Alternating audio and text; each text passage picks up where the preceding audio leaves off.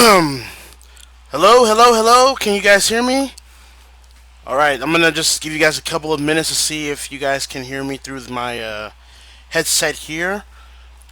Sorry, it's funny. I mean, I'm just gonna say this while I'm talking, but it's funny. Like I'm supposed to be the one that knows all this computer stuff, and yet I look like a complete noob. I sound like a complete noob when it comes to setting up stream settings for YouTube of all things. So you know, I'm trying to figure that out. I'm trying to configure it so I can do these more equip, more sharper. So just hang on with that. But let me just see. Okay.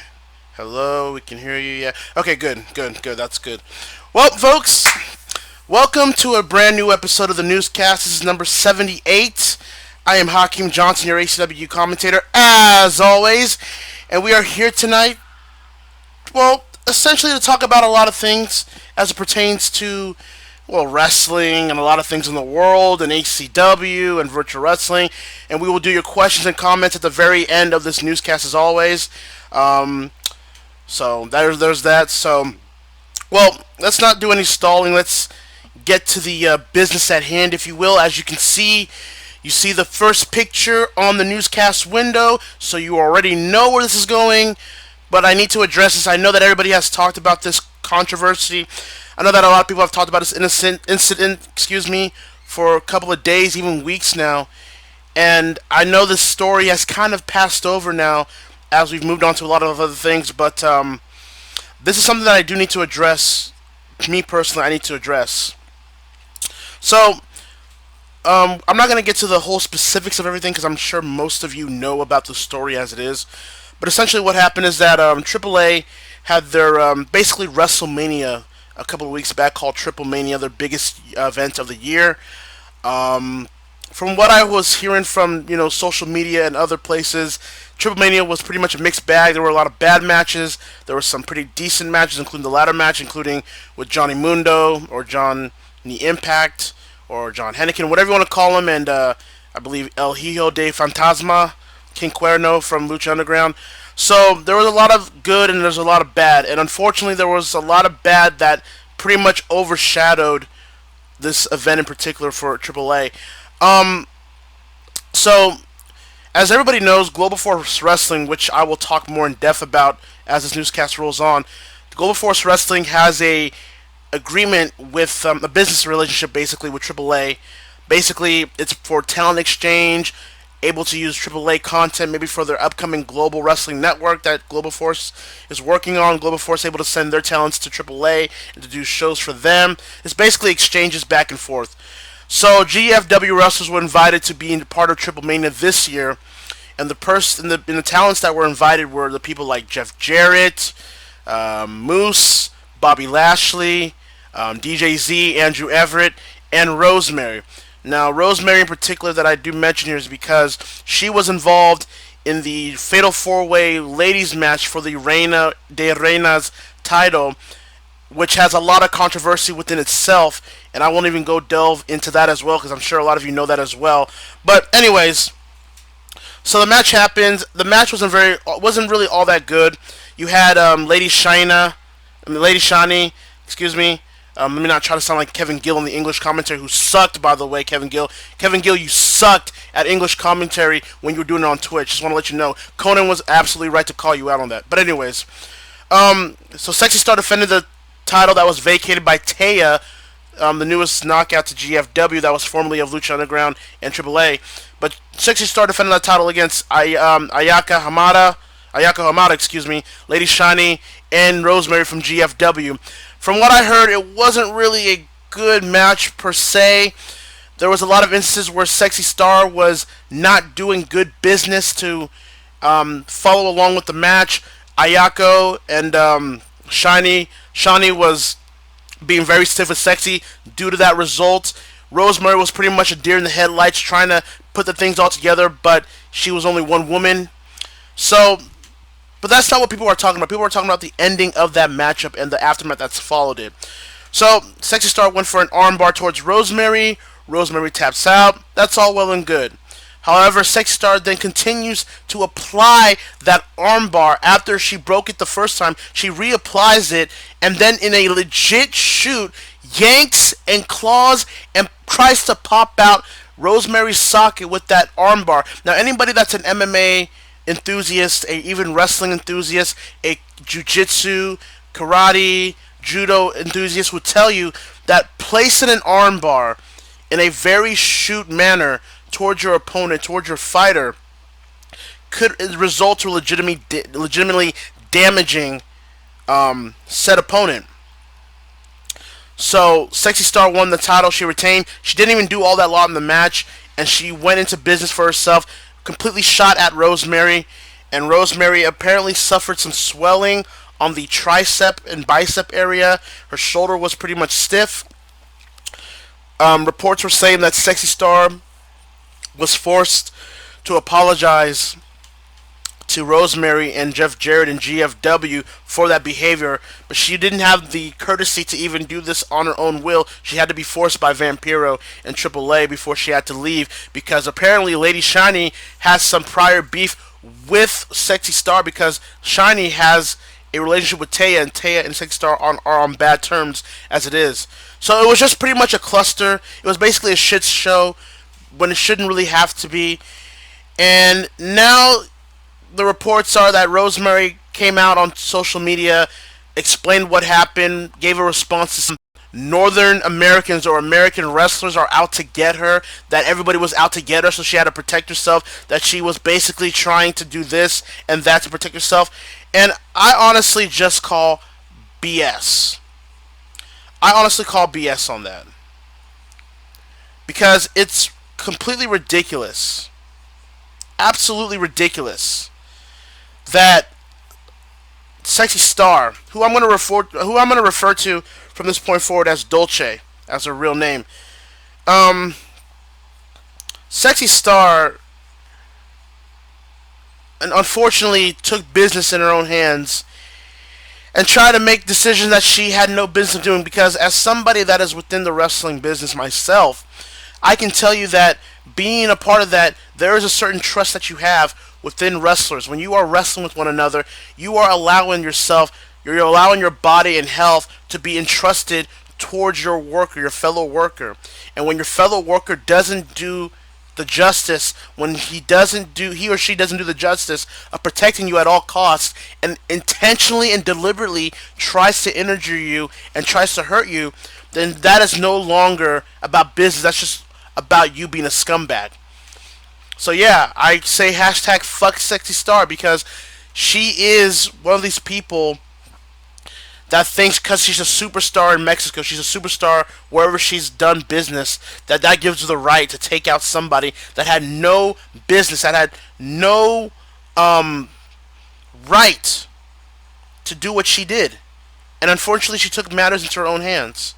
And that's unfortunate because, Sexy Star, she was regarded as one of these people on Lucha Underground that people can look up to. She won their world title there. But apparently wrestlers take things advantage. Wrestlers take advantage of things, and it unfortunately spills into something that it shouldn't have spilled into. So, Sexy Star from this point forward, or Dolce has now been, she's now been cut from certain bookings that she had prior. Rosemary has been able to replace her on some of those bookings, I believe, at WrestleCade as well, which is good. This is behavior that should not be allowed in the business. I don't give a damn if any old timer on Twitter or any old timer in real life is gonna come over here and tell me, well, that's just the way it is. Well, that's just the way business used to be. Well, if you're not that tough to sustain that kind of injury or kind of a situation to happen, then maybe the business is just isn't for you. Those are the type of old people that put the business in the situation it's in today, because instead of trying to do things for the right reasons, instead of doing things for the good reasons, they instead took things into their own hands and thought they could make a quick buck out of it. Those are the type of people that aren't as famous or as relevant or made as much money or wasn't as much popular or wasn't as much skilled as they thought they were. That's the people that are going to defend Sexy Star here. Okay? And now I saw Chris DeJoseph on Twitter, the head writer of Lucha Underground, in a vague way defend, Sexy Star or Dolce, saying, well, there's always two sides to the story. Yeah, that's true for a lot of cases, but there are certain exceptions when that statement applies, and this is one of them. Are you telling me that you're defending Dolce for deliberately yanking a woman's arm, yanking her arm during a match that is supposed to be a goddamn work? Are you people really trying to defend that? I don't believe you. I'm trying not to believe you here. But apparently that is what it is. So Sexy Star now has the punishment now. Lucha Underground, which is looking like it's not going to even get renewed for a fourth season. It may very well be canceled by the time the season finale of season 3 ends in a matter of next month. So Sexy Star or Dolce is pretty much in a bad bind here. Where's she going to go? I mean, you saw the likes of BG James on Twitter say she will never step foot in a WWE ring, so that's out of the question. GFW certainly isn't going to bring her back in, and I know there were talks of them saying, well, is this Sexy Star Rosemary thing a work? It definitely wasn't a work, and GFW would be stupid to think they can bring in Sexy Star Dolce for a worked angle off of this legitimate issue. So GFW more than likely isn't taking her in. ROH, Cody Rhodes on Twitter said that Sexy Star Dolce will not be a part of any locker room that he's a part of, and he's the current damn world champion in Ring of Honor, so that is out as well. A lot of indies here that are trying to clean up the business after months and years and decades of it being so dirty. Quite frankly, it still is, but it's way more cleaner than it was back then.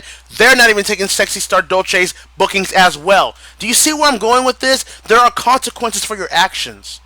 Especially in the business here of pro wrestling, there are consequences for your actions. There are things that you don't do. There are bonds you don't break. There are unwritten codes that you don't go against. And Sexy Star Dolce unfortunately did that because of what? She was paranoid, because she was trying to defend herself, because there was quote-unquote a hit on her. I know that AAA has had many accusations in the past of certain cartels funneling money into the promotion, but that's still no excuse for other people that are trying to work into that promotion, that are trying to work into that event to get a payday, to get a simple payday, to just get another booking, to be put in that situation. So for that Sexy Star, she's trash, she's human garbage, she's a scumbag, she is nothing more than a cunt. And I'm sorry that I gotta say it like that, but she simply is a cunt, because stuff like this should not happen in the wrestling business. Stuff like this shouldn't be happening in sports, period. Whether that's football,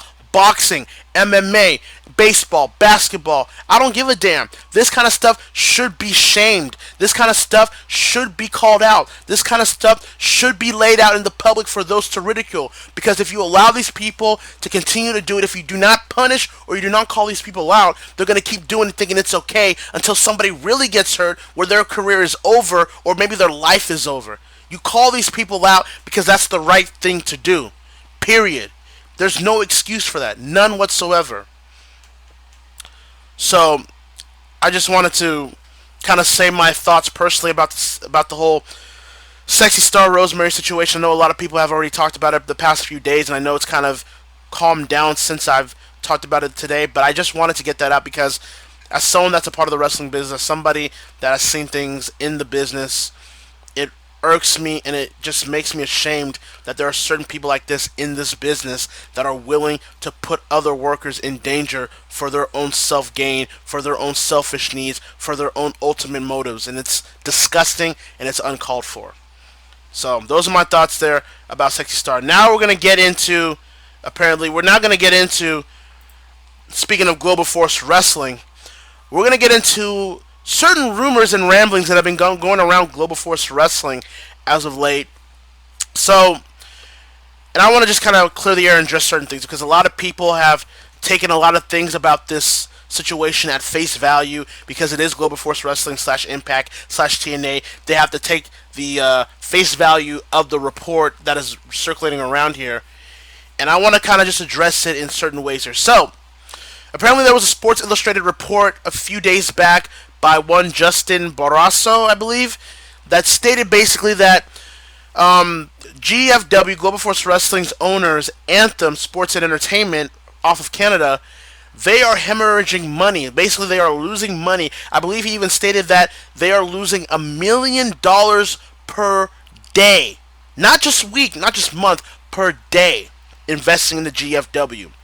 And that basically that GFW is a money loser to Anthem, and that Anthem is quickly looking to cover their tracks and try to sell GFW so they can try to recuperate some of the money that they lost. And this is all piling up also to the fact that now Jeff Jarrett, the chief executive officer of GFW, who just got his company back a couple of months back, has now been given an immediate leave of absence from GFW until further notice. There has been no timetable for his return as of yet. So I know what you're saying. I know what you're thinking with me giving you that report there. I'm like, oh my goodness, here we go. GFW, TNA, Impact, whatever they're called now. Oh my God, here we go again. They just can't help themselves. Oh my goodness, they just can't be able to make any profit. Oh my goodness, they just can't be able to get into any funk out wherever they roam. Wherever they try to do some good, there's always bad. And this doesn't also shed well for them because of the whole Broken Hardy situation earlier this year. The amount of talents that were that left and have left since the takeover has begun. The fact that they just re-signed with Pop TV when they were kind of hoping for a bigger network deal, like say Spike TV or the renewed Paramount Network that Spike will be next year, or AMC or FX. So I'm kind of here. I want to be here to clear the air and just kind of calm everybody's nerves down a bit here about this. First of all, I want to address though that Anthem's president Ed Nordholm actually did an interview with Dave Meltzer and the Wrestling Observer newsletter radio piece that basically stated that there are no plans to sell GFW to anybody. That's including the WWE themselves. That GFW, yes, they are not making profit so much this year, but that was always going to be the case when they invested into this company, and that in the end game is to look forward to making that profit in a long-term plan. He also talked about the Global Wrestling Network, basically the alternate to WWE Network, Flow Slam, and New Japan World. Basically, Global Wrestling Network is going to be a OTT service, streaming service from Pluto TV, I believe, where you can see a lot of content from GFW and their partners from Noah, I believe.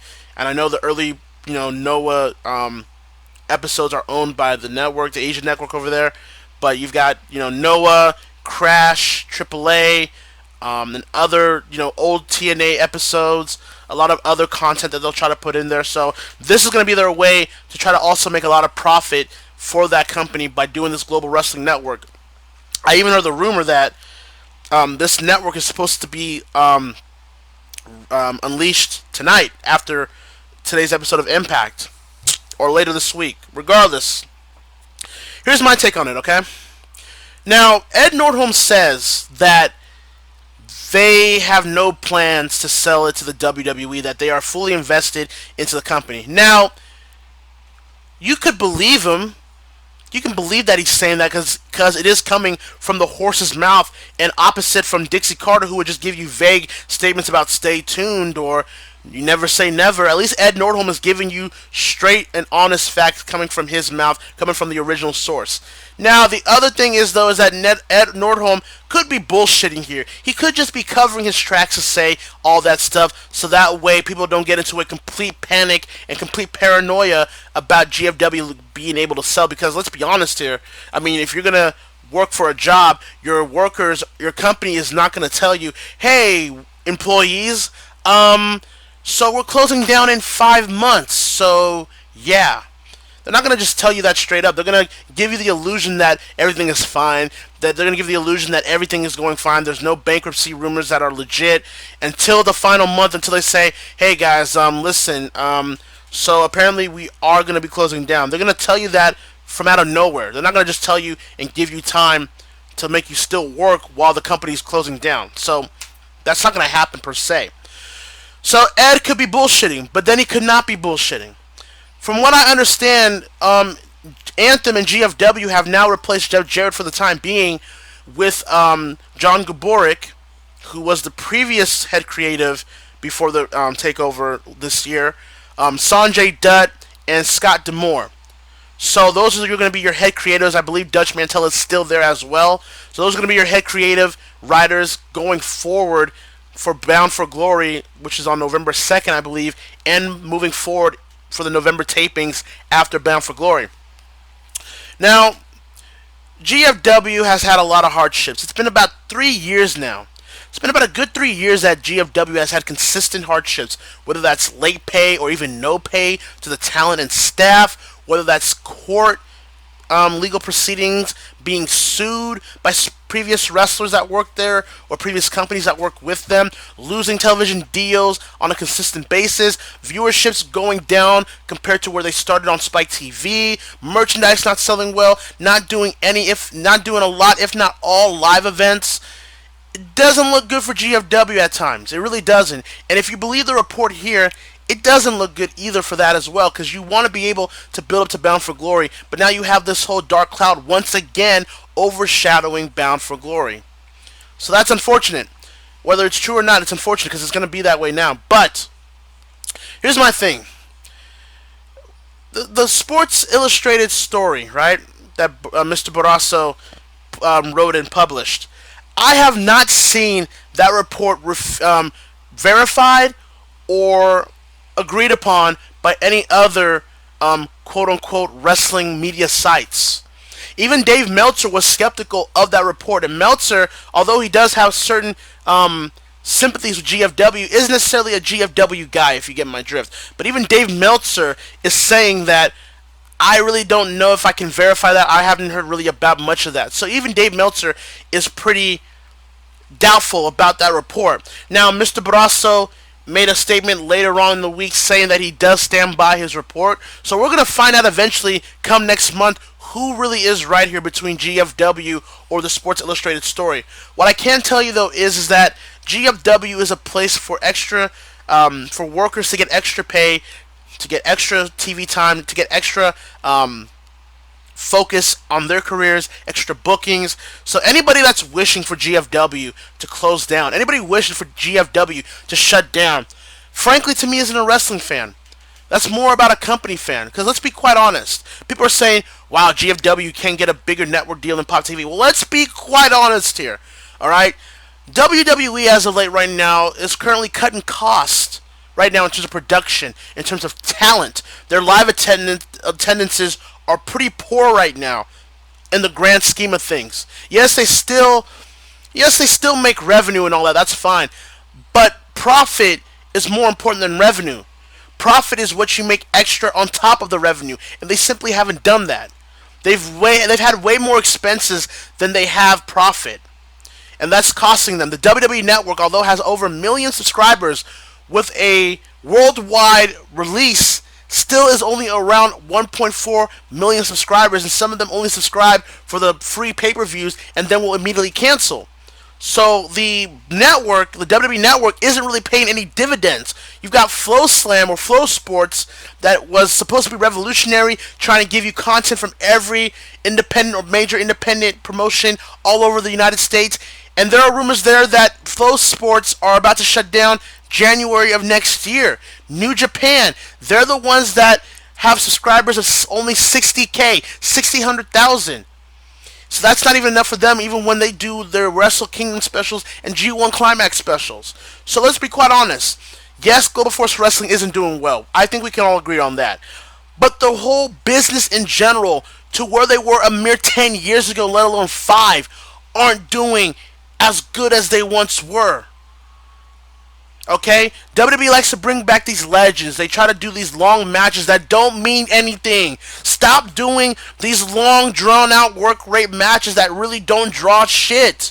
I'm sorry, I know we're in an athletic era with wrestling, but at the end of the day, storytelling and character building, character creating will always trump, will always draw in-ring wrestling every day of the ring. And if you don't believe me, the 2 biggest eras in pro wrestling were more about character and storytelling than wrestling. Period. And WWE has always been about sports entertainment. So why are they trying to now become just basically a major independent promotion? They're basically an independent promotion with the biggest budget that you can always ask for.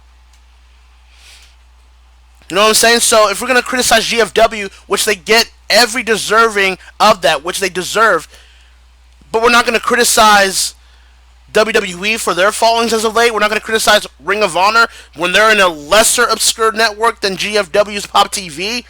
New Japan that can only try to access to the U.S. this year. They're expanding to the U.S. just this year. They just started this year.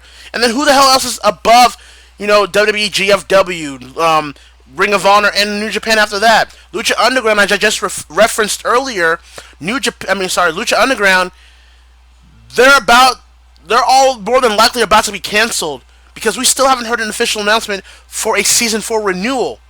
So if that's the case, and we're about 4 to 5 weeks away from the Season 3 finale, and there hasn't been any original product taped since summer of last year, you can only assume, and also with Lucha Underground stars now like Taya Valkyrie and Johnny Mundo and King Cuerno and Drago, all of them now starting to make their way to GFW as well. I know by the AAA deal, I get it, but they also now are making their way to the Impact fold as well. It's not looking good for Lucha Underground. It doesn't look like they're going to basically... there doesn't look like they're going to get a renewal here. Basically, Season 3 will be the last season for Lucha Underground because El Rey and MGM, the ones that own El Rey, they don't want to keep investing their money and time to a project that isn't paying them equally. So basically, my point is the whole business isn't shit financially. The whole business right now is pretty bad. The only time wrestling matters... Here's the thing. You want to be honest? Let me be completely honest with you. Let me, spill the tea, if you will. There are only 3 reasons that wrestling matters anymore now. 1, when it involves any sort of MMA or mainstream appeal.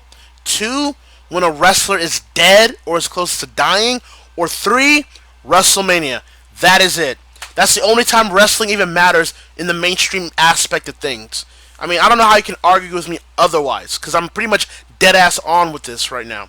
It's only about WrestleMania, it's only about MMA or mainstream influences elsewhere, or it's about a wrestler dying. That's the only way wrestling matters today in the mainstream aspect. It's no longer for majority of people to consume in entertainment. There are now MMA, there's other sports, there's other TV shows that have better character development and storytelling than the WWE and GFW and wrestling in general. Why the hell would you want to watch wrestling at this point? Honestly, why would you watch wrestling at this point other than the long work rate, pointless in-ring matches? Period. What is the gain? What is the incentive to watch WWE anymore, or Impact, or Lucha Underground, or Ring of Honor that doesn't involve in-ring quality? Exactly my point. So there you have it. So I don't know if these rumors are true. They could be very well true, but they could very well not be true. Basically, what I'm telling you is that we don't know. We simply don't know what is true and what isn't true. Because for as much as people have said that TNA is gonna die, this is the year that TNA is dead, they always find a way to come back from the grave or from the deathbed supposedly. So history tells me that GFW will probably find a way to still be in business, but history will always tell me, or also tell me as well, that there will also be some lingering problems with GFW. Unfortunately. So we'll see. We'll see next month. I'll tell you this. Next month will be a very interesting time for pro wrestling, because WWE will be on the road to Survivor Series. We'll see how much they draw the interest with Monday Night Football and the football season in general back. GFW has Bound for Glory, where people supposedly say that will be it for GFW in general. So we'll see where that goes and see if that's the truth of anything. Lucha Underground, we will see if they're getting renewed or not. It's looking like they're not going to get renewed, folks. I'm telling you right now. And we'll also see if New Japan starts making more waves and more ground towards the U.S. to where they might not even need Ring of Honor anymore. And let's be quite honest, the only reason Ring of Honor is hanging on by a thread right now is because of the New Japan partnership deal. Without New Japan, really, what the hell is Raw? Ring of Honor. Really. So, that's my opinion. If you want to ask me kind of additional questions about pro wrestling in that aspect, you can during the question and comments section of the newscast. But since I'm on a rant here, I might as well talk about this one too, right? So, might as well talk about this guy, right? If you're a YouTube enthusiast, if you're a YouTube content creator, if you're a YouTube viewer in general, you pretty much know who this person is. Of course, I'm talking about PewDiePie. PewDiePie currently has 52 million subscribers. He's the biggest YouTuber on their site. And basically his YouTube channel is basically him giving certain social commentary, giving certain entertainment commentary, a little bit of an edgelord to certain ways. I'm not really a big PewDiePie fan personally. I'm really not a big PewDiePie fan, but I know what he does, and I know why he does it, and I'm not offended with a lot of the things that he does because the context matters when you do things that PewDiePie does. But unfortunately, PewDiePie once again is now in deep shit. PewDiePie is once again in a deep quicksand pit, if you will. So basically, he did a live stream on a game. I don't know the name, so don't even ask. But basically, he was in the heat of the moment in a situation where he was sniping his opponents, and unfortunately, he dropped the N-word while he was in the heat of the moment. He pretty much said, "You're a fucking N-word." And let me be completely honest here. The only reason why I'm not gonna say the N-word uncensored, the only reason why I'm not gonna say the N-word here on this newscast, because with YouTube and the way they're trying to take down channels for quote-unquote inappropriate controversial behavior, I don't want my channel to be a victim of that. So that's the only reason why I'm not going to say the N-word in full context, although I would have no problem saying it. But here we are. So PewDiePie is once again in trouble for saying the N-word on a live gaming stream during the heat of the moment when he was, I believe, losing or whatever. So there's been a lot of comments. A lot of people have had their opinions. A lot of SJWs have really spoken about this. A lot of YouTube content creators have spoken about this. A lot of mainstream media have now picked up on this. Social media pretty much blew up when this whole thing occurred. Where do I stand, right? Where do I eventually stand, right? Well, let me just be frank here, first of all. The N-word is a powerful word, right? The N-word has a lot of history that is inexcusable, that is morbid, and is very explicit. So, when you use the N-word, there are consequences that come with it.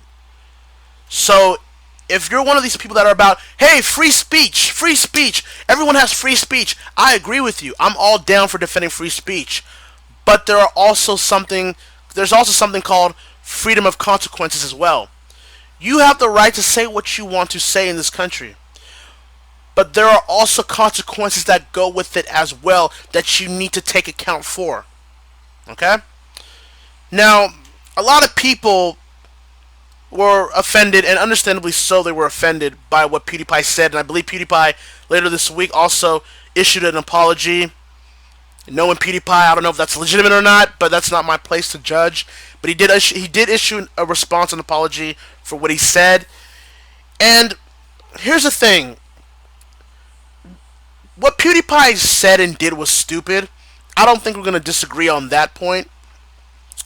My issue, though, here is with the professional outrage victims here that are trying to use PewDiePie as a boogeyman to try to excuse the idea of identity politics, the idea of tone policing, the idea of trying to censor certain words and certain phrases.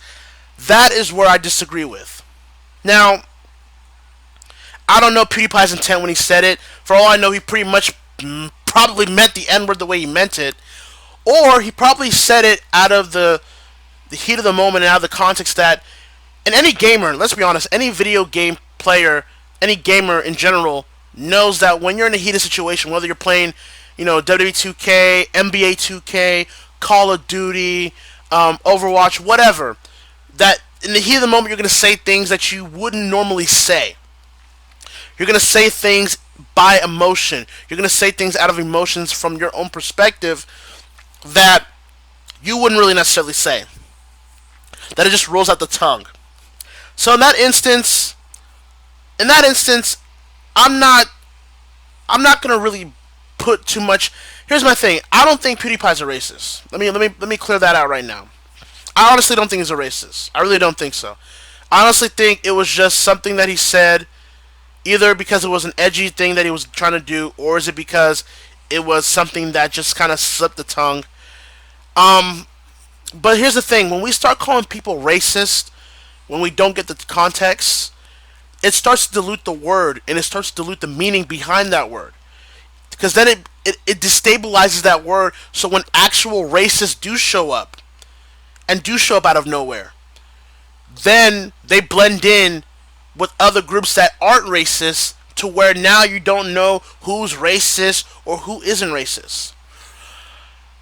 And a lot of SJWs, a lot of SJWs try to use the moral outrage, try to make themselves look better than everybody else. Their whole holier than thou attitude about this whole situation and other situations, knowing goddamn good and well that they've been in positions, they've been in situations like PewDiePie in private, not even just public, in private, that they've said and done things that they normally wouldn't do. And that they have the moral integrity, the quote unquote moral integrity, to judge PewDiePie for the same thing that they've done. That's my issue. That's my problem. Now, was I offended? Nah, I really wasn't. Cause let's be honest, and let's be quite honest. If you're a black, and I'm sure all my black gamers can really attest to this. When someone calls you the N-word online, when you're playing a person online, on the PS4, on the Xbox One, or whatever, when you're a black gamer and you're beating somebody who's a non-black gamer and they call you the N-word, you know you're that damn good at that game. You know you're that damn good at that game if he has to be so mad to just yell the N-word 50 times, like 1 second per word. That just tells you that you're whipping his ass. That just knows that you're that good at beating his ass in that game, and that he has to resort to racial slurs to try to get you off your game, and you whoop his ass even further for doing it. You know what I'm saying? So, a lot of my black gamers can really attest to that. I can even bet you, honestly, I can even bet you, true black hardcore gamers, or even maybe the casual ones to a certain extent, if I can probably tally the votes, I'm sure even not a lot of them are offended when someone says the N-word, because it's used so much online gaming that it doesn't even affect them. It's desanitized from their niche, from their psyche. So it's like, oh wow, you said the N-word. I've never heard of that before. How about you come get this smoke again? So it's like, it's typical trash talking. Exactly, as Bradley just said there. It's typical trash talking to me. So was I personally offended? No, I wasn't. Although I'm not going to judge or undermine those that were offended, because I completely understand it. Obviously, I understand that they were offended. But we just have to be careful how we label certain people. We have to be careful how we go about things when we label people racist or sexist or misogynistic or homophobic or anti-religion or anti-this or anti-that. We have to be careful, because those type of labels stick for a lot of people to where they don't get back their credibility. Trust me, I've been a part of this as well. I have certain opinions about certain issues in the world that a lot of people would be surprised to think I have those opinions. And I've been called a lot of names for that too. One of my favorite ones I've been called, I believe what? An Uncle Tom? I've been called that too. And that's fine. I used to let that bother me, because it's like, what did I do wrong for having an opinion? But now I realize that people just get mad just for the sake of being mad. There are times to be mad, there are times to be outraged, there are times to be offended over legitimate things and legitimate reasons, but then there are other people now that are taking that and making it into a business. People are now taking the business of being offended and making a profit out of it. And those people know who they are. I'm not going to name names here, but there is now a business where you can pretend to be offended, pretend that you have the higher ground, pretend that you have the moral upbringing compared to others, and you can make a quick profit out of that. You can be able to gain credibility for multiple channels through multiple people, and people will just say, hey, as long as you say what we're preaching, as long as you say what we're saying, as long as you agree with us, we're not going to undermine you, we're not going to turn your back on you, we're not going to call you any names, we'll just call everybody else those names that disagree with us. At the end of the day, conversation should not be a sport.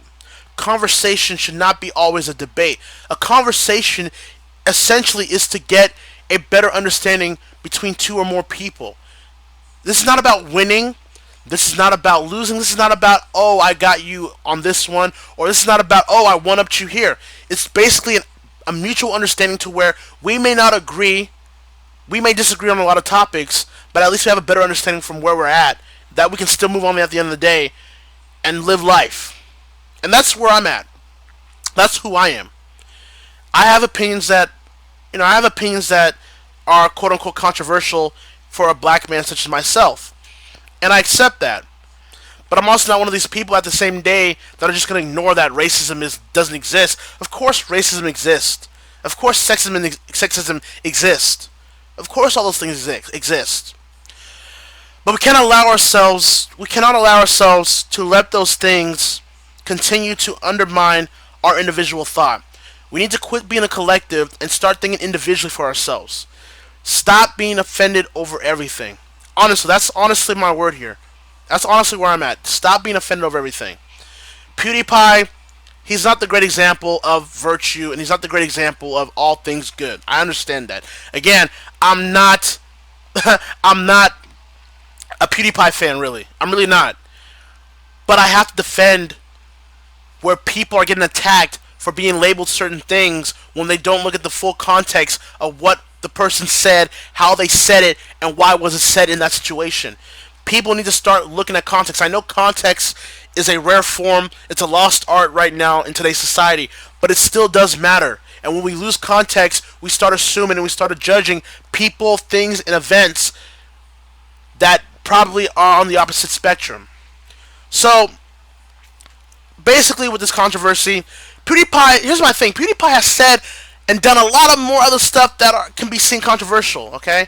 He's done a lot of edgelord stuff. Honestly, if you're not a shitlord or edgelord like myself, let's be honest, I was raised on the upbringings of 4chan in a sense, but, I mean, obviously, because, I am an anime fan, so obviously 4chan was always around my childhood, but I get it, though, because I am from that part, so I get why PewDiePie does those things, and I get the context of why it was done. So I'm not really offended by that, but I can assume that a lot of quote-unquote normies, a lot of SJWs, a lot of casuals will be offended by that, and some of them have that right to be offended. They have every right to be offended, but I have every right to not be offended. I have every right also to tell you why you shouldn't be offended. So that's my opinion. That would be my advice to everybody for today, right? Don't be offended over every single thing. Understand that context matters. That's my thing that I want to tell you guys today. Context exactly matters. And when you lose context, you lose everything.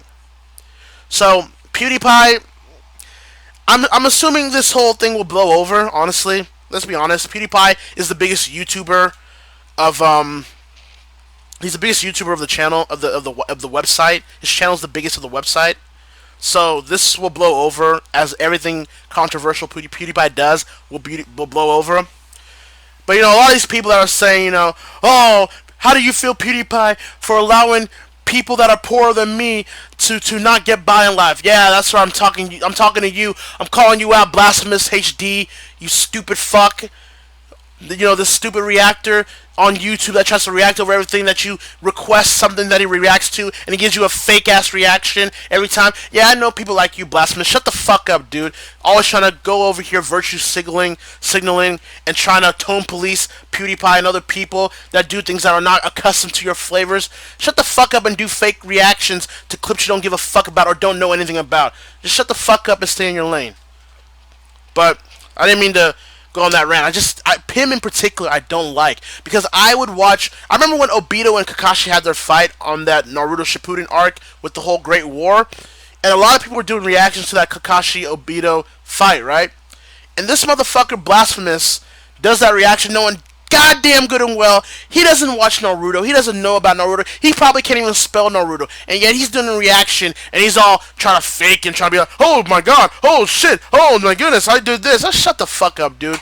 If you're getting your money off that, then that's fine. You do what you gotta do. You make your money. But don't start over here doing this holier-than-thou, virtuous, condescending, conceited bullshit that a lot of your folk do. So there's that. And I didn't mean to get on a rant on him in particular, but, I am very anti-SJW. I'm very anti identity politics. I'm very anti, I'm just very anti when it comes to that. I'm anti. I'm those that are. I'm anti those that are willing to use violence to silence free speech, even if it's opinions you don't agree with. I am totally against that. So there's that. If you want to ask more questions about that, you can on the chat. But I just wanted to, say that, if you will. Okay, so now we've got on those main topics. Let's talk about some ACW, right? Let's finally get into a more positive effect here, right? So ACW Fusion is coming up in 2 weeks, I believe. Yes, 2 weeks. 2 weeks tomorrow. It will be 2 weeks. It'll be September 29th on Hitbox. We will be streaming live on Hitbox.tv, and then the mega event will be available on YouTube and video hours or maybe even a day later. It's pretty much basically the whole format that I've been doing with ACW last season. I'm trying to perfect it, so give me some. So just try to be gentle, be gentle. But currently, right now, the current card we have right now, and as my brother just walked in here like a dumbass, but I love him anyways, though, But anyways, the current card right now we have for Fusion right now for the XL Championship, Akuma will defend that title against Edward Elric.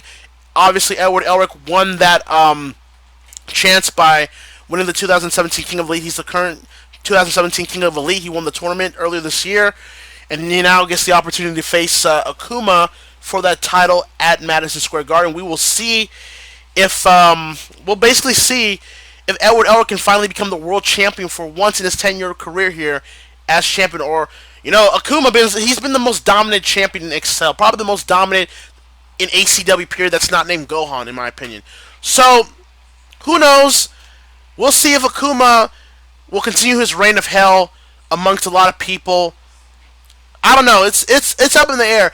But who knows? You've got Night Raid here also as well, trying to affect the outcome of how this will go, how this will sway. You've got Haru Glory, who was taken out by Night Raid last week, but at the same time, he has the XL Rose Destiny briefcase, so he can cash that in. He can trade that in anytime between now and Animania 5 in Los Angeles. You've got a lot of potential sprinklings right now in the XL title picture, so we will see where that goes. Speaking of Night Raid will defend the XL Tag Team titles against Hibiki Tokai and Kazuki Muto. Kazuki and Hibiki have been the surprise act of the season so far. They never were able to gain a lot of traction with ACW. It would always be the Get Backers or the Street Fighters or Team Guy or any other team other than Kazuki and Hibiki. And they used to be the central team on the defunct brand ACW Turbo. So now it looks like they're taking this season to their advantage. They're now looking at it as this is the time where they can make something happen, and they have taken it in various strides. They are victorious 2 weeks in a row. So now they were named official #1 contenders thanks to Roger Smith, the general manager of Excel. So now we will see Kazuki and Hibiki take on Wave and Lubach of Night Raid for those titles. But I will say this, though. Night Raid have been dominant. They were completely dominant the entire season last season with the Excel titles, the tag team titles.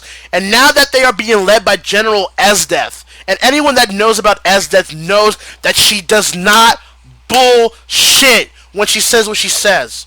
And you kind of saw an inkling of that this past episode of Excel. By the way, if you have not seen the newest episode of Excel, I encourage you, I implore you to do so after this newscast is over. Make sure you watch the new episode of Excel right after this newscast. But Esdeath essentially pretty much confirmed or reaffirmed that Night Raid's goal is to be the future of Anime Championship Wrestling. How they do it, well, you're seeing it right now. So we shall see where that goes. A lot of people are writing off Hibiki and Kazuki. I will say this.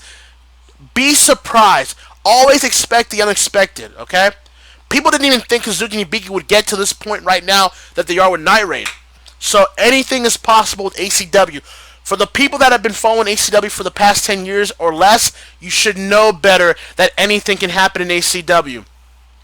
I also want to talk about something that was also confirmed on that episode of Excel this week. Another match that was confirmed. A big match that has a lot of high stakes going into it. Ash Ketchum is putting his career on the line. He will go one-on-one against Joe Agashi for the television title.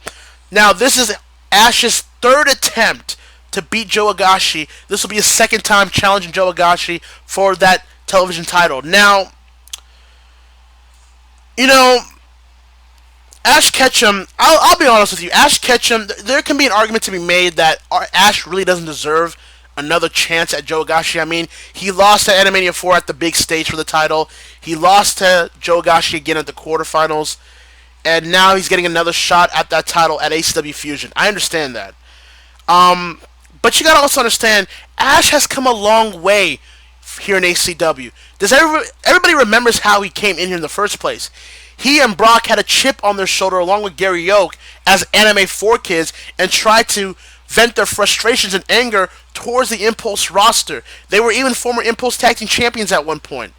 But after being betrayed by Gary Yoke and Brock, being drafted to Excel, and then taking a sabbatical for time being last season until later in that season when he pretty much came back and he basically had a new life. He had a new outlook saying that he's now the old Ash Ketchum, the Ash Ketchum that everybody in their childhood loved.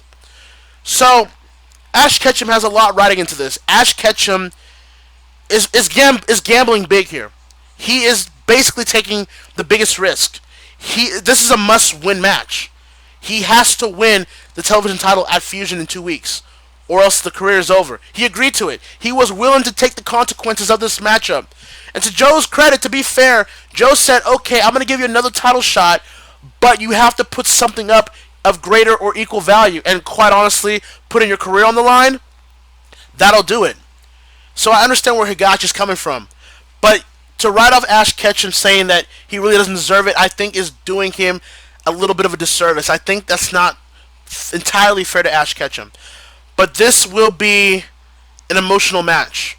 This will be a very intense and personal match between Joe Higashi and Ash Ketchum. There will be a lot riding into this. Either Higashi will lose that title to Ash Ketchum come Fusion, or Higashi will retain, and Ash Ketchum's career here in ACW is over. And you know, Ash Ketchum, you know, he's always had hardships. You know, his goal has always been to be the Pokemon Master, and obviously everyone that follows, you know, Ash knows that that dream has not been realized to perfection. So he has really been labeled as a loser, not just by Joe Higashi, but a lot of people as well. And I understand where that sentiment is coming from, but at least he still tries to fight for it. You know, at least he still tries to keep putting his foot forward. He could have easily tucked his tail between his legs and not challenge for that title ever again, or even face Higashi ever again. But he is willing to put his career on the line, to believe that he can beat Joe Higashi. Anyone in that position would do the same thing. Well, for the most part. But you get what I mean, though. Anyone that is that bold enough to think that they can still have a chance should get a lot of credit. So, this is going to be reported anyway later tonight, but Ash Ketchum will be scheduled to speak on Excel next week, which will be on Wednesday, but it'll be next Wednesday that Ash Ketchum will speak on Excel, and it could very well be his last Excel appearance, folks. So, it's going to be a very emotional match. It's going to be very emotional, and hopefully Ash Ketchum, for his sakes at least, is able to win that that television title.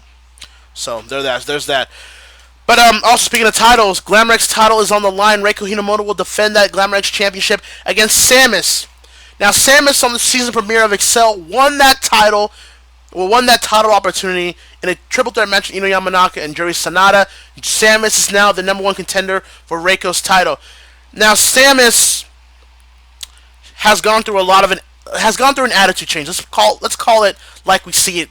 Samus has gone through an attitude change throughout this entire season, which really began before the season when Samus was pretty much targeted by Revy until Samus took her out. But since then, her attitude has changed. You know, a lot of people, let's not deny here, folks, Samus is a veteran. She's an icon in gaming. She's a legend in virtual wrestling. We all know about Samus's legacy when it comes to virtual wrestling. We know all about that. So for her to be this disgruntled, for her to be this bitter, to think that Reiko Hinamoto is trying to do a lot of good in an era right now, in a time right now where women's wrestling, not just in virtual wrestling, but in pro wrestling in general, where it's the hottest it has ever been. Reiko is trying to be that representative for ACW's Glamour X division. And Samus apparently sees a problem with that. Apparently, Samus feels that Reiko is not 100% honest, that Reiko is essentially trying to force herself in as if anyone asked her to do so. But then Reiko's counter-argument would be, Samus has done all these things, and when people like Sailor Moon, Sailor Mercury, Tifa Lockhart, Jill Valentine, Laura Croft, Wonder Woman, all these legendary female talent have done all those things to try to pass the torch to people like her, people like Juri Sonata, and etc., and etc. But yet Samus isn't willing to do so. There seems to be a problem with that. So we will find out if Samus will add another accomplishment, will add another accolade, will add another title to her career in virtual wrestling by beating Reiko Hinomoto, or will Reiko Hinomoto retain that title and continue her fight to represent women's wrestling and virtual wrestling? This will be a very competitive matchup, folks. Don't let that be misconstrued at all. This will be a very competitive matchup.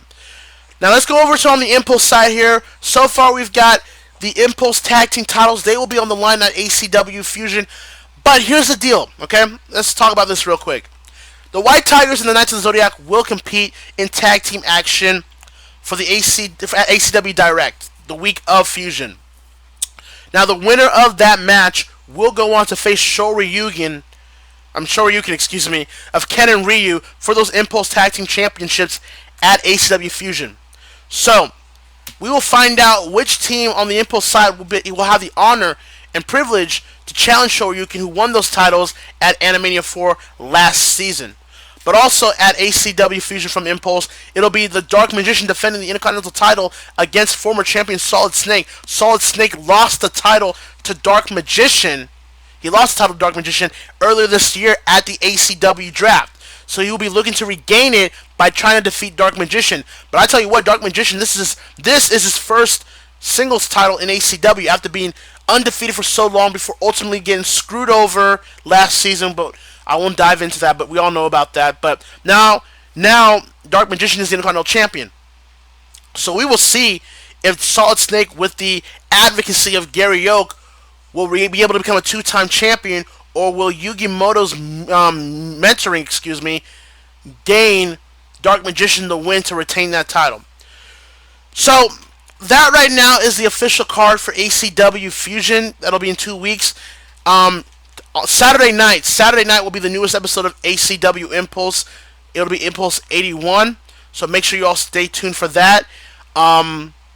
We will see if there's going to be any more matches that'll be announced. It'll be if there'll be any more Fusion implications on the Impulse side. We will see. So ACW Fusion is looking to be stacked up as a strong mega event, as other previous Fusions have as well.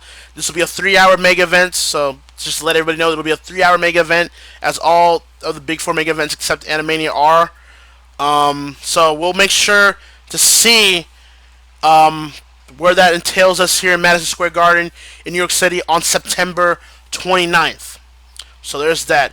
I also want to address this as well before I move on to the Q&A portion of the newscast. I know a lot of people were asking this week, so I want to address this now.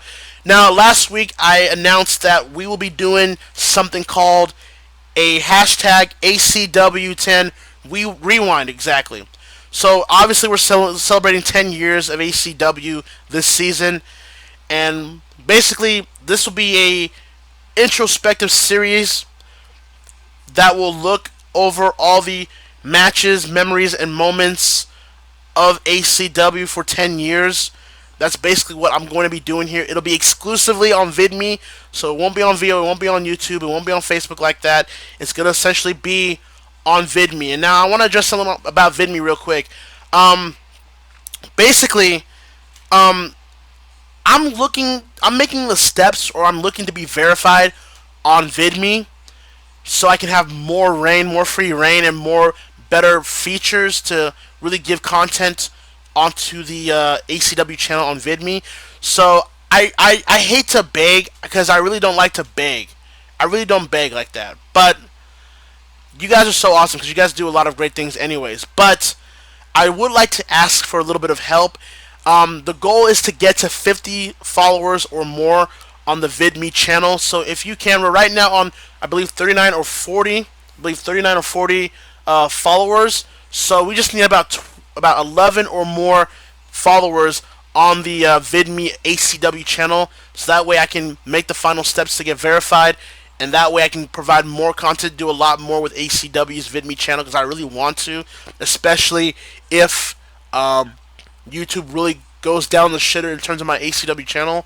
I really do want to. I really do want to use VidMe as another source to really expand the social media aspect, because I'm being more interactive this season than I've ever been. I want to be more interactive with you guys. I want to be able to do more stuff, give you more great quality content with all of you guys, because a lot of you guys deserve it. Follow me for 10 years through all the hiatuses and problems, but yet all the memories and matches. I want to be able to really interact with you guys this season. So if you can, please spread the word about the ACW VidMe channel. It'll be vidme.com/theanimecw. That's vid.me/theanimecw. Just spread it around. Just spread it around the word.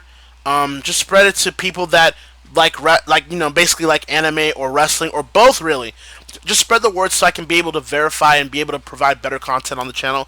I would be really humbled and appreciative if you can do so. I really would appreciate it. So hopefully there's that in the sense. But going back to this series, basically the ACW 10 Rewind series will be me, and basically I'm gonna be shooting. I'm basically going to be giving you guys a true, candid thoughts and takes on all the moments and memories of ACW throughout the 10 years. Episode 1 will be available on Saturday. So the first episode of the series will be available on Saturday. That'll be available before the new episode of Impulse, basically. But yeah, basically these videos will be about around maybe 2 minutes or shorter videos that are going to explain about the certain moments of ACW and all that stuff. So, I mean, I'll ask you guys on the chat, because a lot of you guys probably have your own opinions on it. But what were some of your favorite moments? What were some of your favorite moments or matches or memories of Anime Championship Wrestling throughout all these 10 years? Because I know I got a lot of new fans, and I got a lot of old fans right now on the chat or listening right now on the newscast. But I want to just know. You can put it on the chat, or you can just comment down below on this video. But I just want to know, what are some of your favorite matches and moments and memories of ACW throughout the 10 years we've had that we started, throughout 2006 till now, dude. Do you realize how long that is in virtual wrestling? I believe me and Lone Star are the only two prominent leagues of that era that still are doing this. That golden era of virtual wrestling / CAW. I think it's really just Lone Star and I that are the only ones out here from that golden era still prominently doing what we do, and we're both celebrating our 10 years. So that's pretty crazy, because that's like 100 years in dog years, So it's pretty cool. It's pretty crazy that it's gotten this far. And I'm appreciative to all the fans and viewers that have stuck by me and watched ACW throughout all these years. You have no idea how much I appreciate it. I didn't think I would do it for as long as I have done it. I don't think I've ever imagined myself doing this for this long. I didn't ever think I would still be doing it or still be providing this type of quality. But I am grateful for doing it, because I love entertaining the fans. I love entertaining people that do like to watch this kind of stuff. And I love seeing the feedback, and also the criticism as well, but also the feedback of all the things ACW has been a part of, that's been about, and I'm truly grateful and humbled that I've been able to do this for all these years. I'll just read some of them right here real quick. Let me see. Brian says one of his favorites were Haru, Glory, and Hiei, where Haru not only defeated Hiei but was able to save Ellie. Yeah, I love that story too. I love that storyline. That storyline was one of the first storylines that I ever did that had a realistic approach, because before then most of them were pretty much something that you can see in an anime or something that you can see in a basic level. But I think the Haru Hiei feud was the first feud that I did in ACW where I added realism, a lot of real life situations into that story, and honestly, that's one of my favorite feuds, one of my favorite stories that I've ever done for ACW because it was so fun to do. The possibilities, the suspense that was part of the fact that you had to watch XL every week to see what Hiei would do, how Haru would get back Ellie. It was great stuff. It was really great stuff. Let me see what else you guys said here. Raiden says, I believe the whole ladder match between Trunks and Edward Elric at High Voltage 2007. I love that match. I honestly love that match. I don't know if it has aged well compared to what ACW does now, but honestly, it's still a favorite of mine that I will still go back and look at because it was one of those matches that really cemented Edward Elric as the guy to where he is today. And also, Trunks being a guy that could also really be the guy for that brand as well. So, it's a personal favorite of mine. Goku, let me see. No, hold on. I missed it. Trevor says the entire Aang versus Zuko storyline. Yeah, the Aang and Zuko storyline, that was like what? A whole season that they went back and forth? Yeah, that was a fun match. That was a fun story too.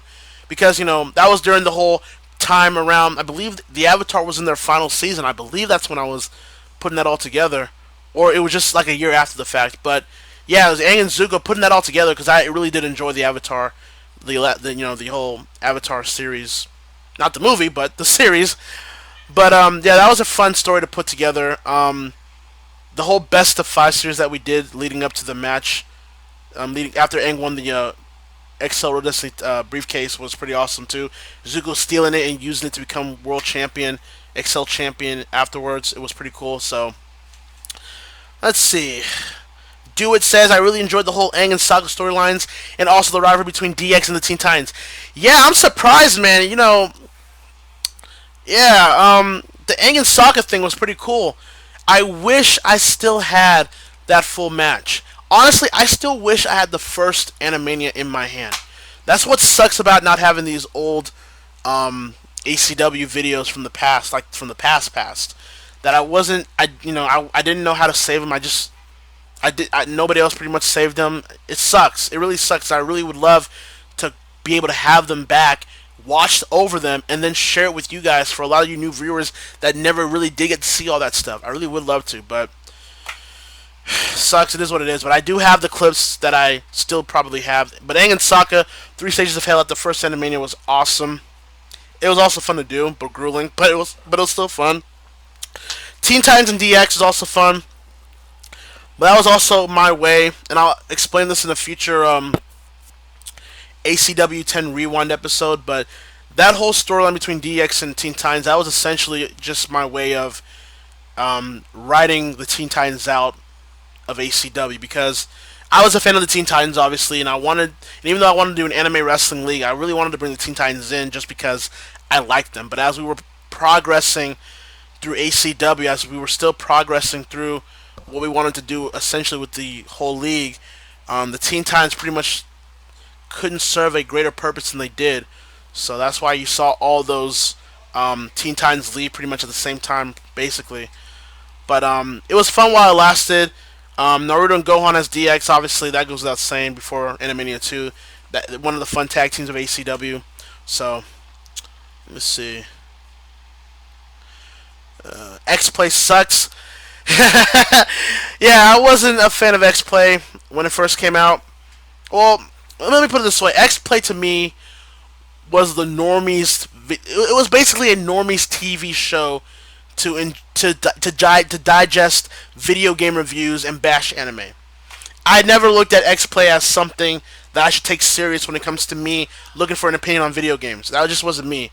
Morgan Webb and Adam Sessler would find every sort of way to shit on anime and anime games in general for no reason whatsoever. I even remember one episode of X-Play when they got an Asian guy, no less, basically dress up as Naruto and basically say, believe it, believe it, believe it, believe it. And basically Adam Sessler, being big man here, trying to fend off Naruto from Morgan Webb. And it was so corny. It was so forced. It was just so bullshit.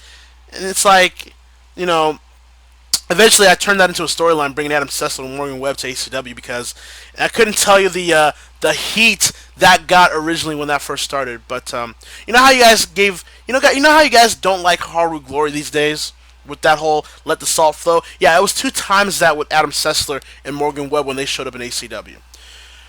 But yeah, so I never liked X Play, or whenever I did, it was because a broken clock is right, twice a year, that whole thing. But I did love G4. I did love Judgment Day. I did love Attack of the Show, Cinematric, Icons. I did love all that stuff when they would live stream E3 as well. I did like that stuff. So it sucks that G4 no longer exists, unfortunately. It's what now, the Esquire Network or whatever? Who cares? Adam Sessler equals ACW's Eric Bischoff. Yeah, kinda. The Cess, if you will.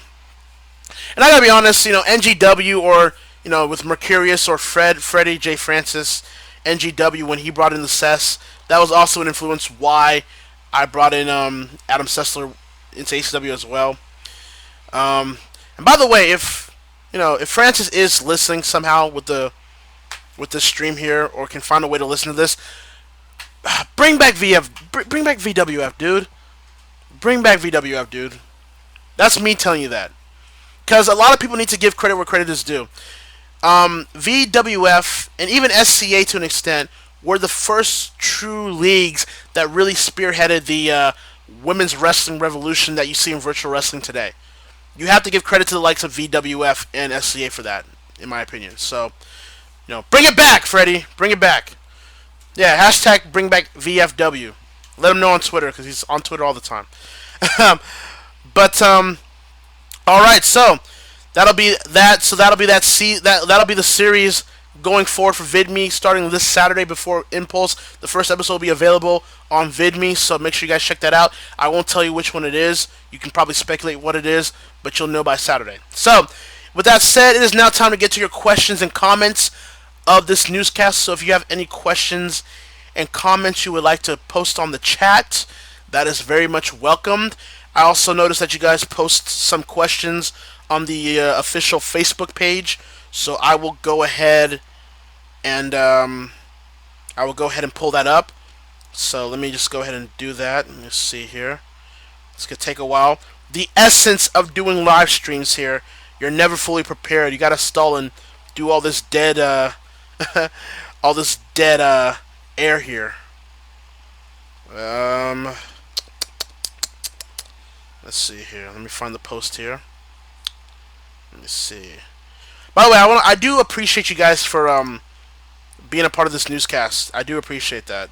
That does mean a lot, because you guys, it's a Thursday night. You guys really don't have to really be a part of it, but I do appreciate that. That's how much I do appreciate it, and I'm humbled with the ACW fan base trying to be a part of things, because I'm trying to, be more interactive. But, anyways, I did find the post here, so let me just answer these questions. A lot of you posted a lot of multiple questions, which I'm fine with. Just, maybe next time, just as a suggestion, maybe keep it to 2 questions, maybe 3. Just 2 or 3 questions per post will be fine. I think I can do that. So, with that said, Torin asks me here, who do you think the figure skater compete in... Wait, what? Let me see. Who do you think the figure skate competition in CW is? I believe that's what you're asking. NCA's Chaz Michaels or ACW's King JJ?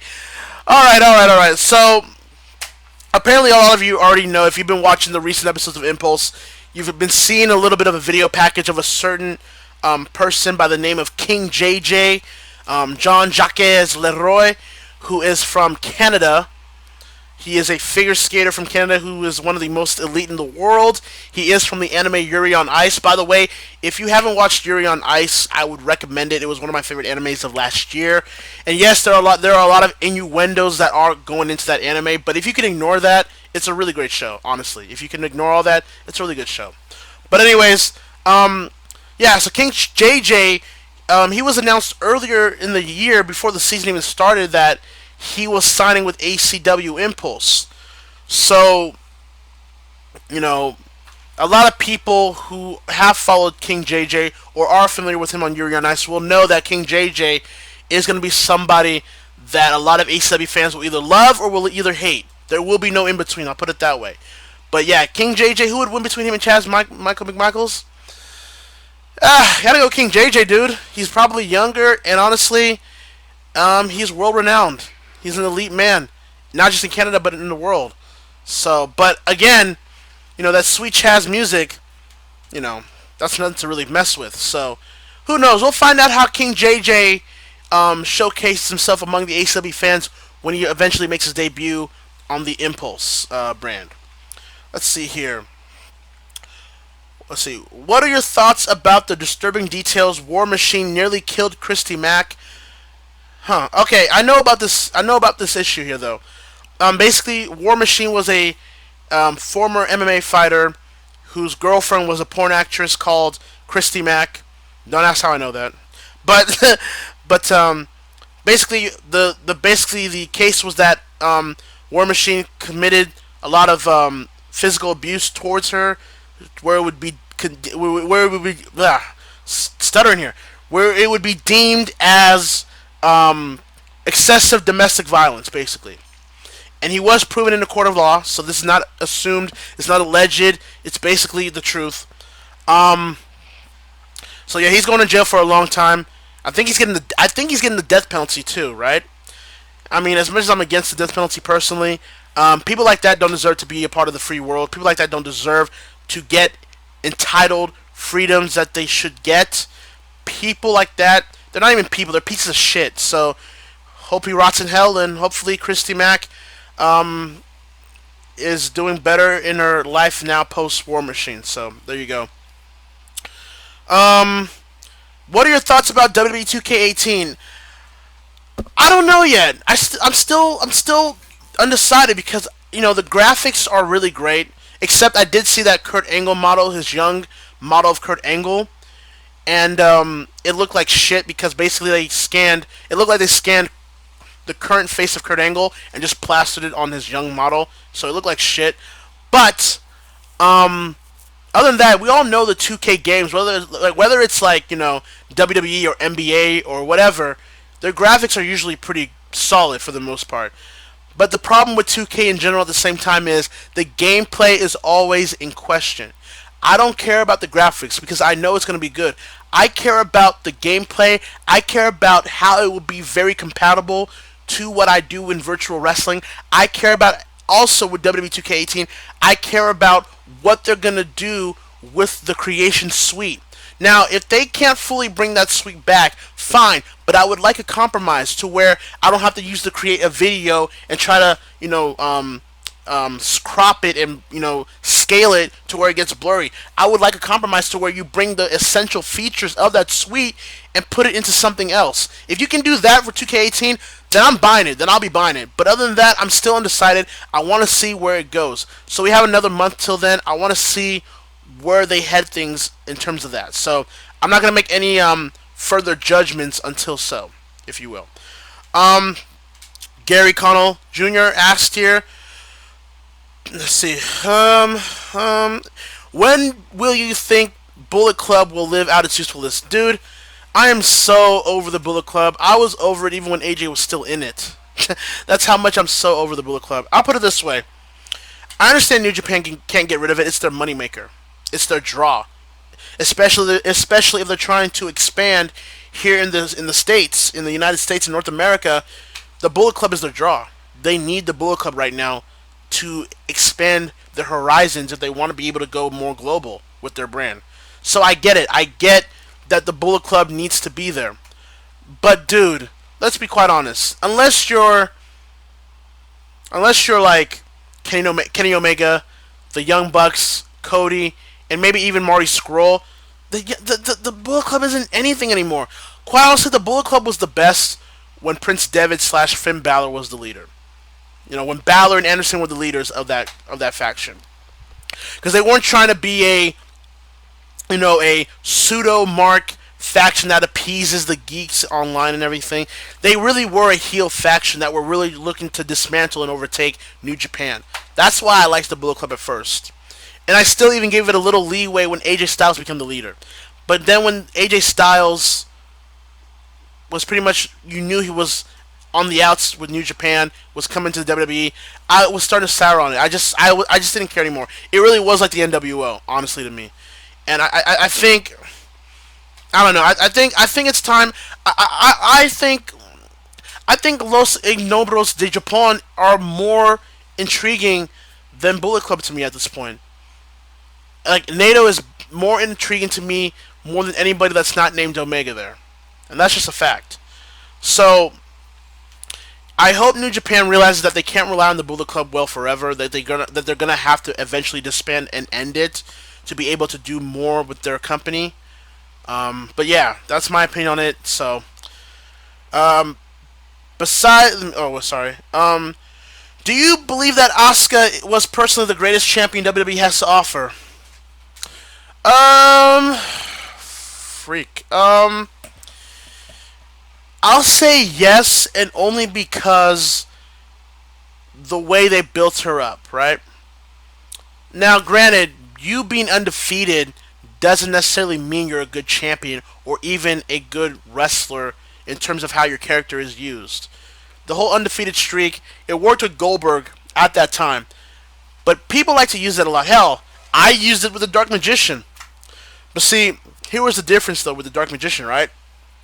A lot of people that use undefeated streaks essentially feel that they have to be undefeated by defeating jobbers, then they go straight to the main event scene. With Dark Magician, it was a gradual process. It was a gradual way of him just slowly but surely beating certain prominent people on impulse to where when he was able to go against Gohan at No Boundaries last season for that impulse title, it made sense. You bought into the fact that Dark Magician could damn well beat Gohan for that title. I mean, it didn't happen, but you believed. That was the point. You see, I'm a student of the game when it comes to this stuff. I know what I'm doing when it comes to storylines here.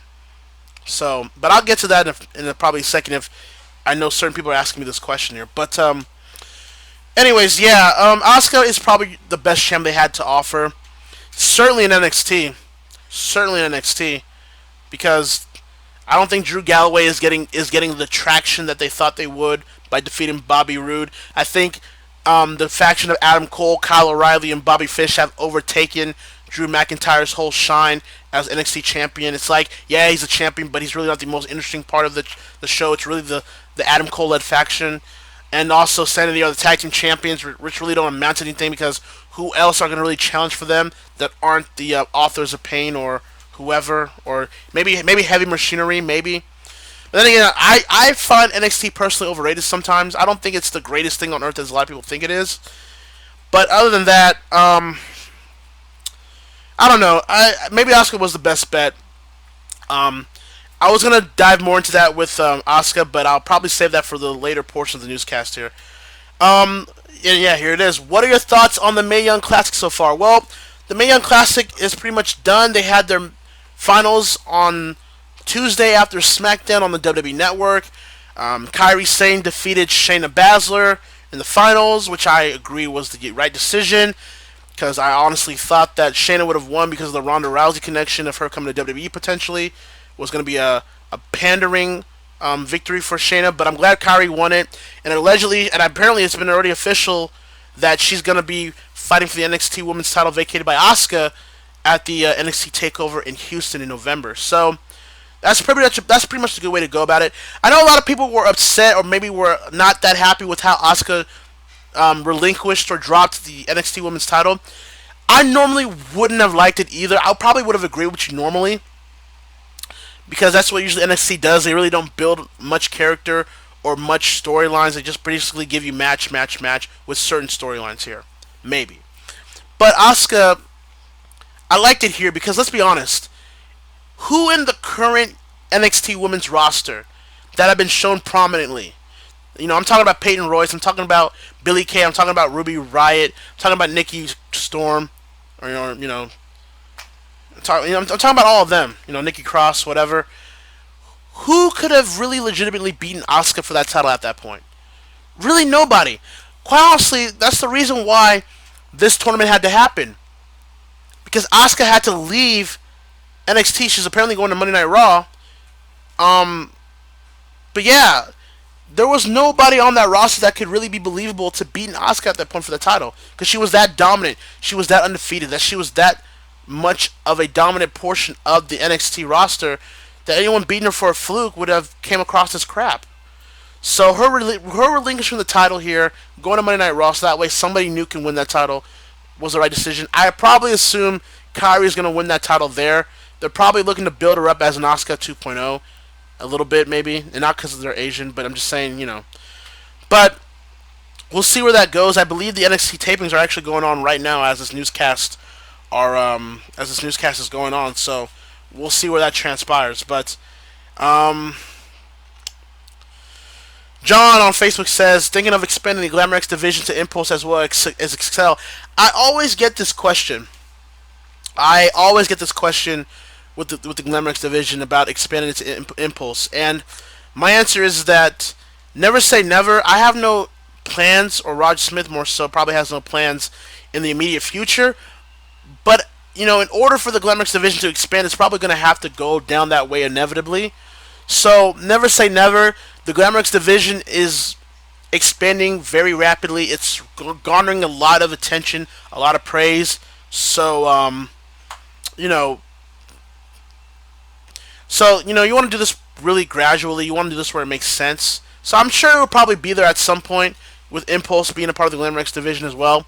But again, it's got to be a slow process. It's got to be a sensible process, if you get my drift. Besides Night Raid, will there be another group to conquer ACW? I don't even have to know at this point. I don't know.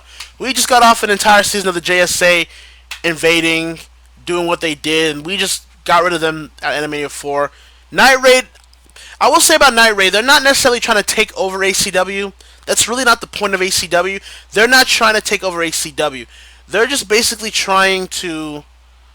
They're basically trying to just prove and showcase that they are the future of ACW.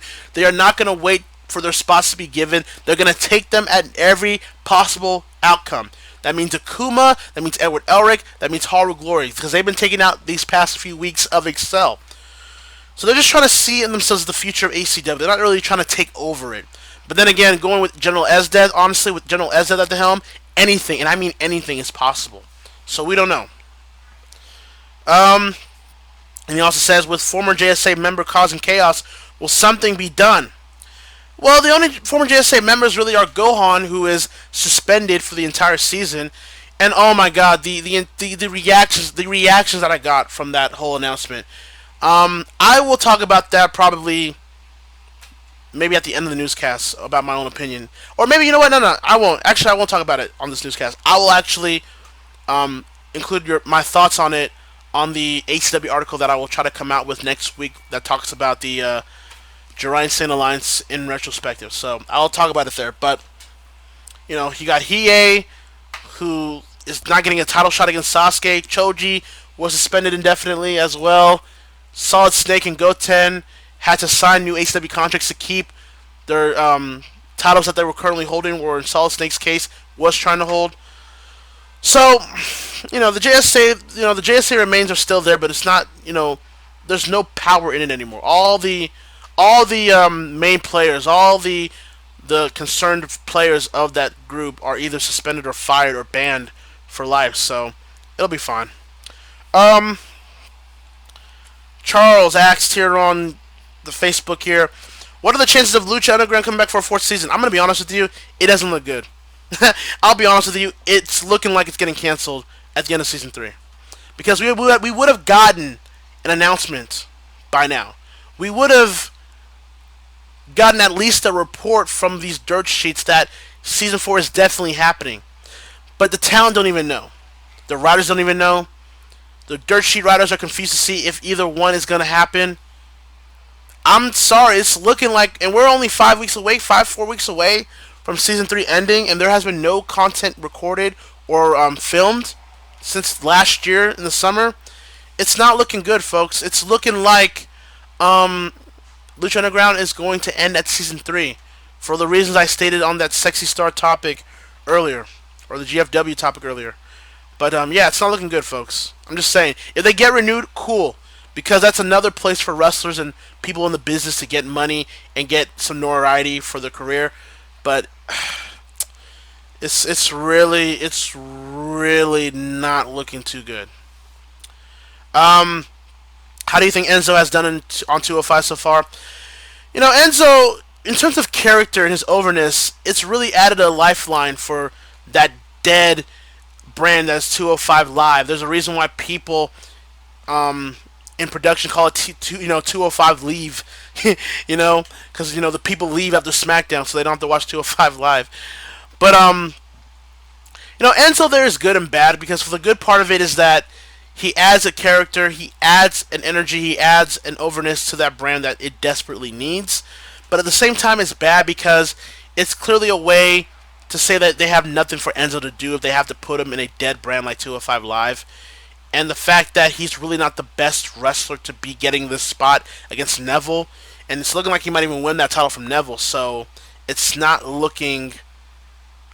It's like a rib again. It's like they're still ribbing Enzo because everyone knows about his backstage stories. Everyone knows about his attitude issues backstage. Some of them legitimate, been confirmed by the wrestlers and media as well. So this probably is a punishment to Enzo because Cass is injured and they have really nothing for Enzo after the fact. So I used to like Enzo, but I'm starting to realize that Enzo is just a one-hit note of a character. He really has nothing to say other than his usual stick, and people have now caught on to that and are really not reacting to it like they used to. So who knows? I don't even know why 205 is still existing because you can just put the cruiserweights on Raw or even SmackDown where they really belong, and they really wouldn't lose a beat. I don't know why they really get an individual show on the network, but that's just me. So. Would you like to have seen Asuka drop the title to Kairi Sane, or would you have preferred her going up to the main roster with the title? No, I'm fine with the way NXT did it here. You couldn't have a dominant, undefeated wrestler like Asuka just drop the title to either of the people on the NXT roster currently, like Ember or Nikki or Ruby or the Iconic Girls. You couldn't really do that. You just couldn't do that. Because it just would have looked cheap and just forced. But at the same time, you couldn't necessarily have the Mae Young Classic winner just beat Asuka for that title either, because it would feel like you're doing too much in so little time. You kind of want to let Kairi Sane get a flow, kind of let her gradually get to the point. So I'm fine with the way they did it here, honestly. I really have no issue with it. And he said, will ACW be moving to 2K18? Again, I need to see how 2K18 fares well for everything that I want addressed. If it does, then you can more than likely assume that it might move to 2K18. If not, then it's not. Pretty simple as that. Jeremy said here, wow, you guys have a lot of freaking questions here. Jesus Christ. Alright, we're almost 2 hours here now, so I'm going to try to shorten these questions. I'm just going to pick the questions that I really want to answer here, so sorry if I don't answer all the questions, but I need to kind of get moving here. Let's see. Jeremy asked, what are some storylines in ACW you look back on now and just face them and wonder, what the hell was I thinking? You'd be surprised. There were a lot of storylines that I really wasn't in favor of that a lot of you people apparently liked, right? For example, the let me see here. I want to say this carefully here. Like, for example, the Haru and Moroku feud that led to Animania 2, I thought, looking back at it, was overrated. I thought that like with the feuds and stories that I do now, Haru and Moroku look so amateurish in comparison. Like I respect that storyline because of it being Haru's big, rocket ship to the top where he is today. Moroku being a certified legend there, for the Excel brand that really excelled, no pun intended, them to the top. But I really thought I could do more with the Haru Moroku storyline personally, in my opinion. I thought I could do more, honestly, and not one of those storylines I literally look back and say, "Oh, that's great quality there." Just really not. Also,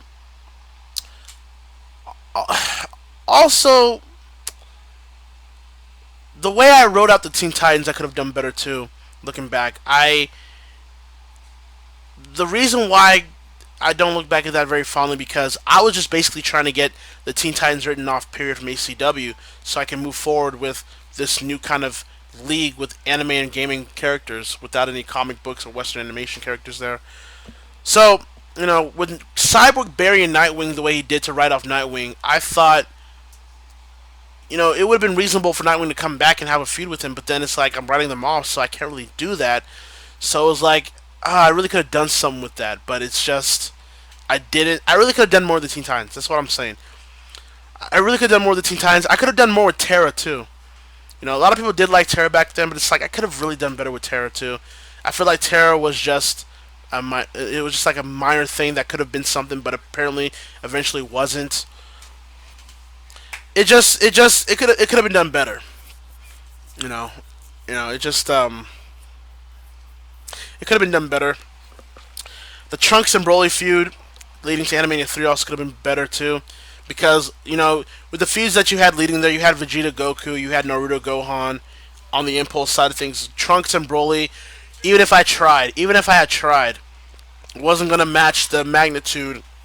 It wasn't gonna match the magnitude of Goku and Vegeta or Naruto and Gohan because of the history behind those stories. Trunks and Broly, in a sense, was a way for Trunks to have an opponent for Animania 3 with Broly because they had history, but it wasn't as strong as the other two stories leading into Animania 3. So that sucks. I really could have done more for that, but it is what it is. So yeah, there are very much storylines that I did that I could have done really better at, in my opinion. Let me see here.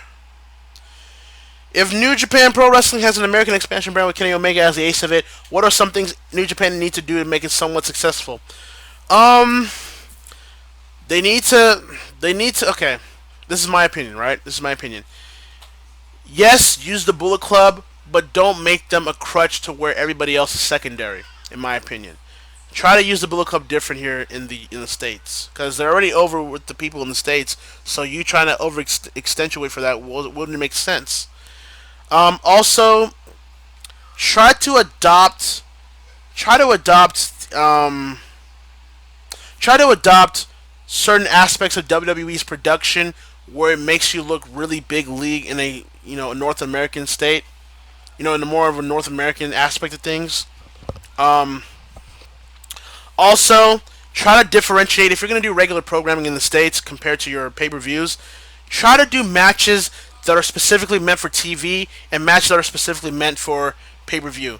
Like, I'm sorry, dude. It comes with WWE. It comes with New Japan as well sometimes. A lot of these independent promotions, they tend to do these long, drawn out, work rate only matches that have no story behind it. You have no investment with the characters. There's just nothing there to really sink your teeth into other than them having a great match. And that gets boring after a while. I'm sorry. It really does. And I know a lot of you people feel the same way too. It gets boring having just to watch match after match be like 20 or more minutes, 15 or more minutes of nothing. They're just wrestling each other for no purpose. It gets boring, folks. I'm sorry. That's why I try to keep up with independent promotions, but not a lot because it's just the same shit. It really is. So, that's what that would be a few things in my opinion New Japan would need to do to succeed in the American brand that they're trying to expand on. Um, See, Brian has like a lot of questions. I'm not gonna answer all of them. I'm just gonna pick the ones I want to answer. Do you think Carmella will finally get rid of the godforsaken James Ellsworth so she can finally cash in her women's Money in the Bank? She needs to do it soon. I'm sorry, this Natalia title run is not doing anything for me. We all knew that to be the case, but she needs to cash it in now because if you're gonna make her pull a Corbin, then do it now. Because stop trying to make us feel intrigued that she's gonna cash in, but then you're really not gonna do anything with her. I'm not necessarily the biggest fan of Carmella. I feel like she's probably not the one in this position to really get this whole position, but it is what it is. You know, kind of figure it out already. Figure it out with this whole thing with Ellsworth too, because we all know Carmella when she wins that title, she's going to eventually turn on Ellsworth. So just get to the point already. You can hear my brothers in the background yelling. I don't know why. They're crazy folks, but brothers are brothers. Let me see here.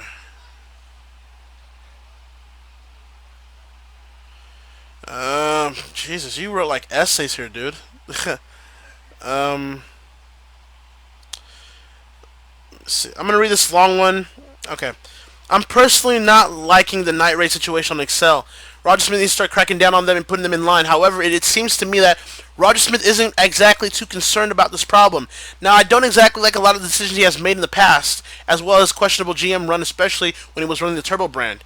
But it would seem to me that since he hasn't exactly been getting on their cases, Roger Smith is in line with Night Raid. In layman terms, Night Raid is Roger Smith's secret police force to keep certain people out of title contention.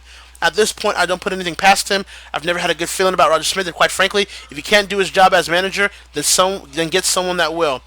Yeah, a lot of people have a lot of people aren't too fond with Roger Smith. I've heard that throughout the years in ACW. I don't think he's necessarily in line with Night Raid personally, because otherwise they wouldn't have gotten General Ezeth in that case. I think Roger Smith is just more. He's very neutral. Basically, he's going to make decisions that he feels are best. If people like it, if people don't like it, then that's tough titties for them. I think Roger Smith is trying to be as fair as he can for all parties involved. He is a negotiator after all. So could there be things he can do better? Sure. But it's not like Night Raid is giving them an excuse to really reign in control here. I mean, he did force Night Raid to defend those titles at Fusion against Kazuki and Hibiki. So it's not like, Roger Smith is really giving them a free pass. It's just Night Raid right now are currently taking over what they're doing. So, I don't know.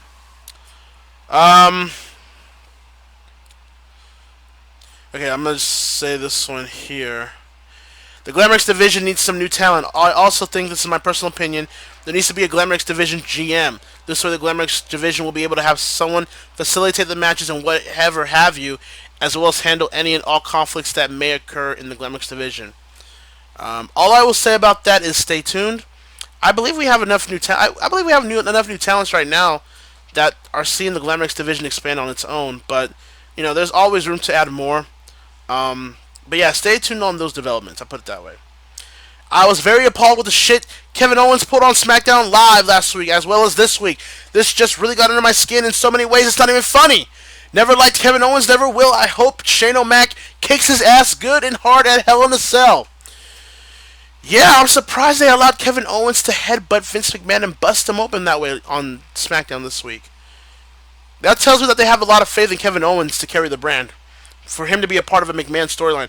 Essentially, if you're a part of the McMahon storyline for the most part, they have some sort of trust in you. It's been like that for years, so this is not new. But Owens, Owens faces Shane at the Hell in a Cell. It should be entertaining because Shane is still good enough to make those bumps. Owens can be able to carry him to where he can do things here and there and still put on an entertaining match. And it'll be inside a Hell in a Cell, so it's probably going to get personal. I probably might even expect blood in that match, quite honestly. But it'll be very interesting to see what they do. So, yeah, I'm looking forward to that match, actually. I really am.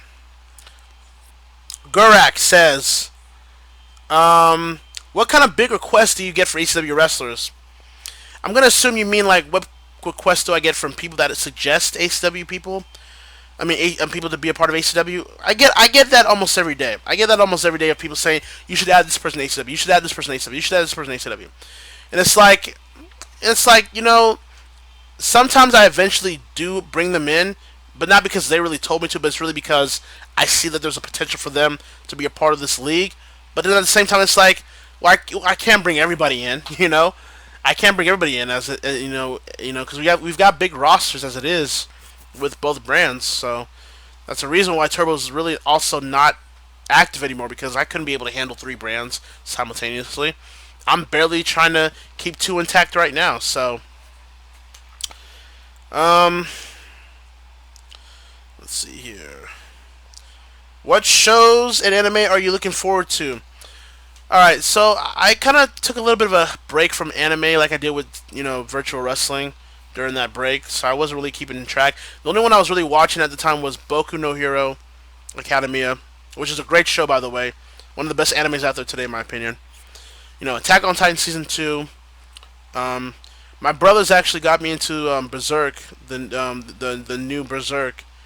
They actually got me into the old one too, because I always would hear about Berserk, but I would never really understand if I could watch it. But then they got me into it. It's like, oh, this is awesome. This is pretty cool. I even got into Death Note, and you know what? I know a lot of people are gonna say, "What the hell, you guys? You just watching Death Note now?"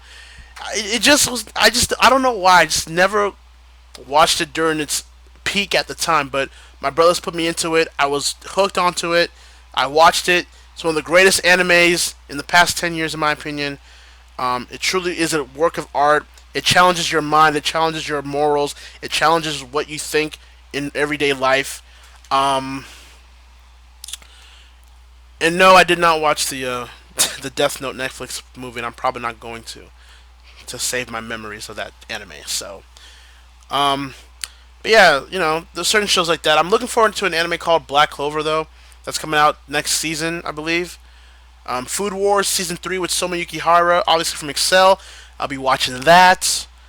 Um, I think Seven Deadly Sins will be coming out next year, not this season, but next year. So I'll be watching that as well. What else? No, wait, what is it called? Is it Kekai Sensen? I saw the first season last year, so I want to watch the second one. Kekai Sensen Beyond. So I'll be looking forward to that. Um, all right, this is okay. This will be the last Facebook question, and then I'll give you guys 5 minutes to post any questions on the chat that I can answer, and then we'll call it a day. Um, shoot. Let's see here. Messed up here.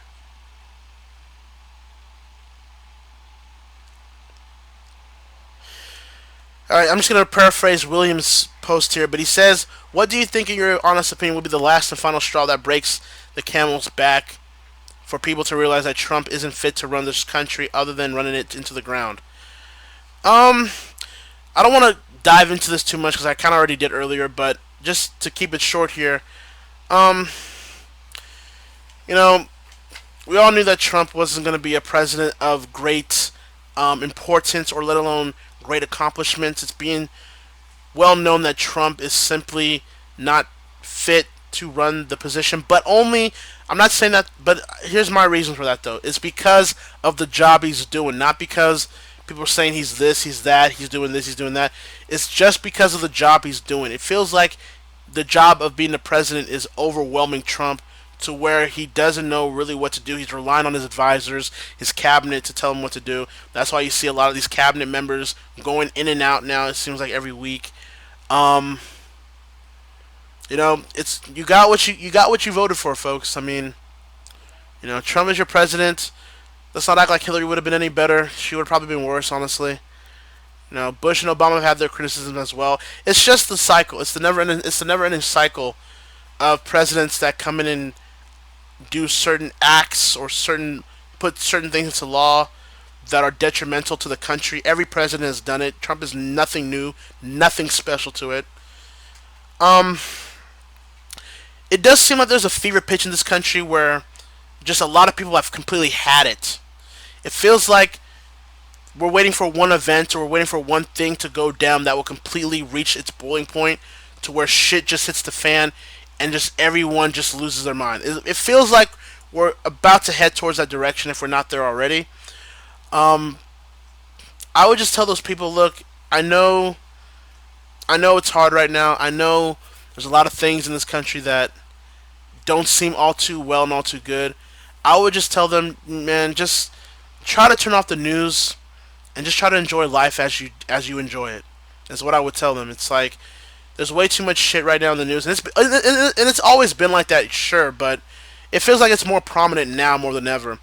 Just seems like there's always bad stuff happening by the day. Whether it's North Korea saying they're going to do this, or there's hurricanes coming in, just decimating buildings and homes, or it's just certain laws being passed or not being passed, or just certain identity politics being played back and forth with each other.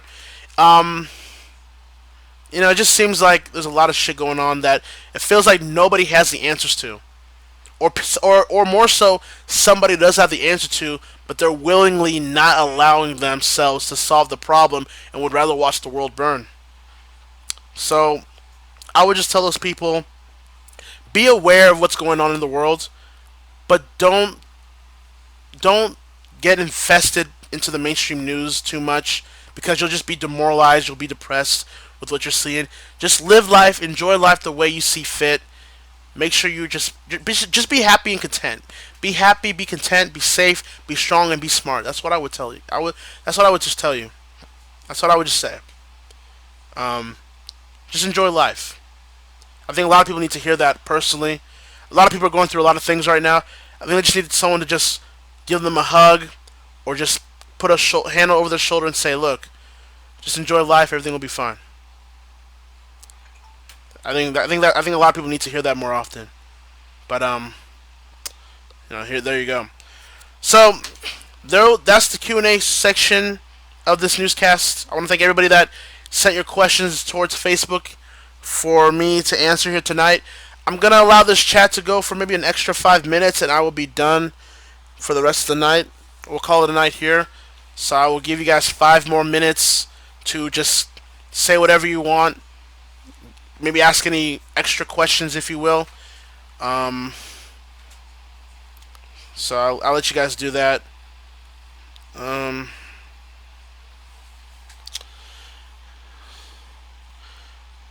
I live in Texas, and I'm thankful that Harvey didn't affect me that much, unlike my friends in Houston. Yeah, man, I hope everybody down there in Houston right now is safe and are doing well for themselves, are doing strong right now. I know Hurricane Harvey was very disastrous. I know Hurricane Irma wasn't any kind in Miami and the Florida Keys down there in Florida.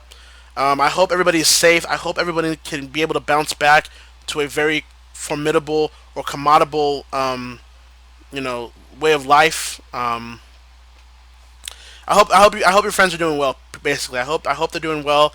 I hope they're getting the help and shelter that they desperately need. Excuse me. Besides ACW, is there another Fed from the Golden Era of Call that you would have wanted to do a Super Show show with? Well, No DQ Call would be the easy answer. SAW, obviously another answer. I would have liked to do, and I don't know if you guys remember this league, but I would have liked to, well, NGW slash VWF obviously would also be included there. I would have also liked to do something with DCW. I don't think anybody remembers that Call league, but that was way back when, Destiny Championship Wrestling. That used to be a part of the Call Underground forums. I would have loved to do a super show or, cross promotional show with Triple R as it was known back then. So, I would have loved to have done that. I'm way too busy dealing with life's problems. I'm either working 3 days a week for Presby Senior Care, going into Pittsburgh, house hunting, among other things. Yeah, dude, Brian. I hope you're doing well over there. I hope you're staying strong. I hope you're, being able to just kind of enjoy life and try to not let it yank you down to a certain point where it demoralizes you. I hope so. This is a hip hop related question. What are your thoughts on ckSexyStar? I will say, hip hop. A lot of people say hip hop is very safe right now. It's very, although I don't fully agree with that per se, but a lot of people will tell you that hip hop is safe, content, status quo, yada yada. I will say this about ckSexyStar. Throughout his troubles and attitudes and problems that he is going through right now, for better or worse, he is something. He's like a punch to the ribs that hip hop kind of needs right now, in my opinion. I think someone like XXX is somebody that doesn't really conform to today's ideals in the world. He's somebody that is unfiltered. He's somebody that is raw and in your face. He will say things. He will say things that will either get you mad or that will either have you laughing your ass off. So, but otherwise, XXX, I'm not the biggest fan of his. I probably don't really fuck with his music like that, but I know people like him have a place in hip hop. I know people like him are trying to do something different in CAW. I mean, why did I say CAW? In hip hop, that a lot of people just are not doing. Period. So yeah. All right.